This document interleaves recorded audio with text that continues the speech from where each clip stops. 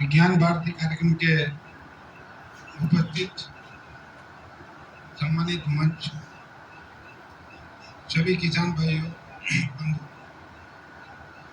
आज हम खेती पीढ़ों से करते हुए आ रहे हैं। ये साड़ोती में मैंने भी अपनी ग्रेजुएशन के बाद 40 साल खेती की है। काफ़ी कुछ हमने भी नवाचार करने का प्रयास किया, काफ़ी चर्चाएं भी हुई और मैंने भी बागवानी में, फूल की खेती में और भी सब्जियों के माध्यम से व्यक्तिगत प्रयास किए। तो कुछ समस्याएं हमारी थी कि मेहनत और लगन से नवाचार करने का प्रयास करें ताकि उससे अन्य किसानों को भी प्रेरणा मिले और एक आने वाले भविष्य की कामना करते हुए इस विषयुक्त खेती, शुद्ध मोटे अनाज की खेती हमारे आड़ोती में रही। धीरे धीरे करके किसानों में कंपटीशन हुआ, एक इच्छा शक्ति जागृत हुई, खेती से पैसा अधिक कैसे कमाया जाए। इसी तृष्णा के आधार पर आज हम उस भागम दौड़ की खेती को अधिक पेस्टिसाइड, अधिक कंपोस्ट के कारण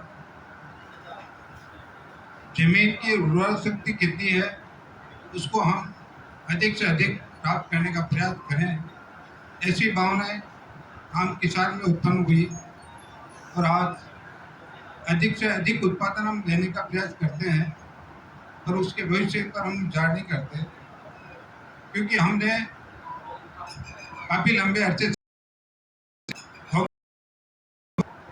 खेती की है। मैंने स्वयं ने तो 200 बीघा जमीन है, तो हम हमारे पशु का आधार पर गोबर के खाद को हमारी जमीन का 1/4 हिस्से में उसका उपयोग करते थे। उसी रोस्टर को मैंने चराया और उसी रोस्टर के आधार पर एक शुद्ध रूप से खेती का प्रयास किया। मैंने बागवानी भी की, पर बागवानी में भी सफलता नहीं मिली क्योंकि या तो कोटा उसको अप डाउन करें तो उस समय का मूल्य, ट्रांसपोर्टेशन और लागत का अंतर हमने निकाला तो उससे भी हमने मुक्ति पाई। सब्जियों का भी मैंने प्रयास किया, हाइब्रिड मौसमी और नारियल का प्रयास किया। 5 साल तक मैंने उस बागवानी को रखा और आखिर अंत में उसका परिणाम सकारात्मक नहीं मिले। तो आज वापस मैंने परिस्थिति वश मैं सभी से आग्रह करूंगा कि अगर किसान भाई खुद अपनी लगन और मेहनत से अपने खेती को करें, इसका एक आधार, एक लक्ष्य मानकर करेंगे तो निश्चित रूप से हम नवाचार। आज हमारी कई परिस्थितियाँ हो सकती है, हम एक सामाजिक कार्यकर्ता होने के नाते, राजनीतिक क्षेत्र में होने के नाते हो सकता है हम समय पर खेती पर इतना प्रयास और ध्यान नहीं दे पाते जितना आप मेहनत से और लगन से, पूर्ण मनोयोग से नवाचार का प्रयास करेंगे तो निश्चित हमें आशा है इस विज्ञान भारती के माध्यम से आने वाले भविष्य पर हम विचार करें।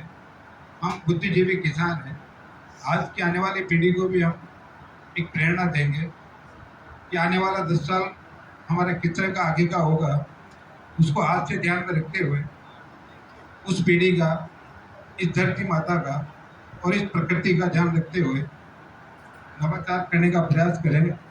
ऐसा सभी से मेरा आग्रह, क्योंकि अब आजकल परिस्थिति बस हमने तो मुनाफे जोधपुर खेती दी है और उसमें भी अधिकतर कंपटीशन जो आड़ोती में नजर आया कि लहसुन की खेती एक मुख्य आधार हो गया। हम उस परंपरागत खेती को आधार नहीं मानते हुए लहसुन हमारा आधार हो गया। आज किसान लहसुन से जमीन, कई गांव का नाम पूरी आड़ोती में नंबर 1 पर रहा उत्पादन के क्षेत्र में लहसुन का, चाहे खेड़ा रसूलपुर हो, चाहे ढोलम हो, या और भी अन्य गांव है जहां पर कंपटीशन के आधार पर लहसुन का उत्पादन अधिक हुआ, उस लहसुन के उत्पादन के लिए आम किसान आज की तारीख में मुनाफा के आधार पर 18 से 20 हजार रुपये देने को तैयार है। पर उस लहसुन के खेती से आप लगातार 3 साल तक एक ही जगह पर खेती करेंगे तो निश्चित रूप से उसको जमीन का दोहन कर रहे हैं। 3 साल बाद उसका उत्पादन खत्म हो जाएगा, उसकी क्वालिटी गुणवत्ता खत्म हो जाएगी। तो एक तरह का कंपटीशन किसान के अंदर है, हम अधिक लागत प्राप्त करें, किसी भी चीज का इस्तेमाल करते हुए उसके दुष्परिणाम पर हम विचार नहीं करते। आज मुनाफा से जोतने वाला और जोत को छुपाने वाला, उसको 20 हजार मिल रहा है, बड़े हर्ष और उल्लास से उसको स्वीकार करता है। मैं जितना भी आप लोगों से आग्रह करूं, इस खेती को 2 स्तर में करेंगे तो निश्चित उत्पादन आपका बराबर मिलता रहेगा, चाहे वो लहसुन की खेती क्यों नहीं होगी। आज हमारे पास अगर 10 बीघा खेती है तो हम 2.5 बीघे का लहसुन करें, 4 साल तक हम उसको रोस्टर के आधार पर करेंगे तो निश्चित रूप से हमारा उत्पादन और उपजाऊ की क्षमता हमारी खेती की बराबर बनी रहेगी। ऐसा मेरा सभी से आग्रह है। और आने वाले भविष्य को देखते हुए इस जैविक खेती को हम प्राथमिकता एक संकल्प समझते हुए उसका अनुसरण करें। इसी आधार पर मैं सभी के चरणों में नमन करता हुआ अपनी वाणी को विराम देता हूँ। विज्ञान भारती के सभी पदाधिकारी सम्मानित मंच का आभार प्रकट करता हूँ। धन्यवाद देता हूँ। जय हिंद, जय भारत।